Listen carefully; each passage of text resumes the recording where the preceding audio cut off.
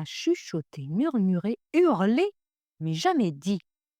Une histoire où l'on rapporte sans jamais dire, dire. Vous savez, mesdames et messieurs, j'ai fait un constat troublant. Dans la vie, personne ne dit jamais rien.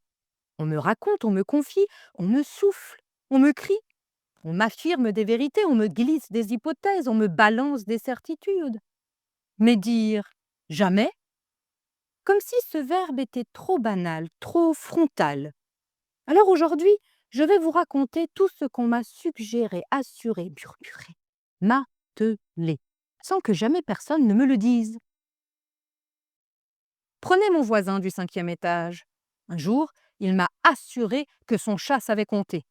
Pas jusqu'à 3, non, jusqu'à 100. Je lui ai demandé des preuves. Il m'a garanti que le chat additionnait même les fractions. J'ai ri.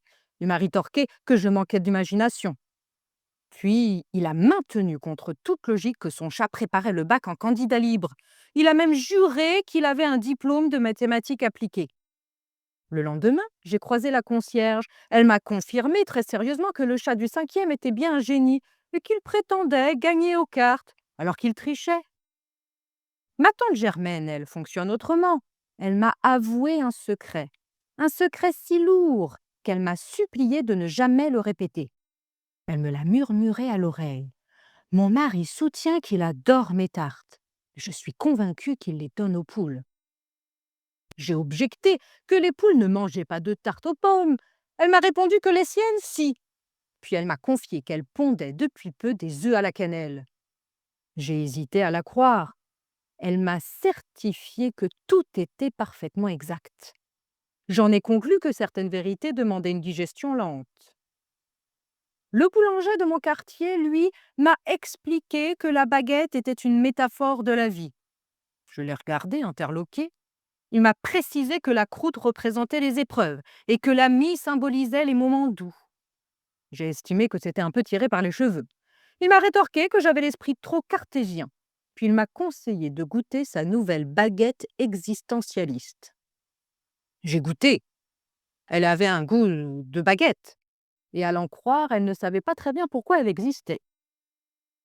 Hier, mon chien m'a fait comprendre qu'il en avait assez du facteur.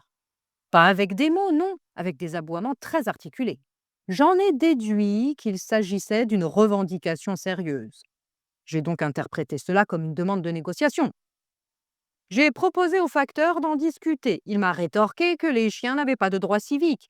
Mon chien m'a alors signifié qu'il exigerait un référendum. Le facteur m'a assuré qu'il voterait non. Mon chien m'a soufflé qu'il tricherait. Bref, la démocratie est compliquée. Vous voyez, mesdames et messieurs, on peut passer une journée entière à rapporter les paroles des autres sans jamais dire, dire. Parce que la langue française, c'est une boîte à outils. Si vous n'utilisez que le marteau, vous finissez par tout casser. Alors la prochaine fois qu'on vous racontera, qu'on vous chuchotera, qu'on vous hurlera quelque chose, écoutez bien, parce que les mots, c'est comme les gens. Ils ne disent pas toujours ce qu'ils veulent dire.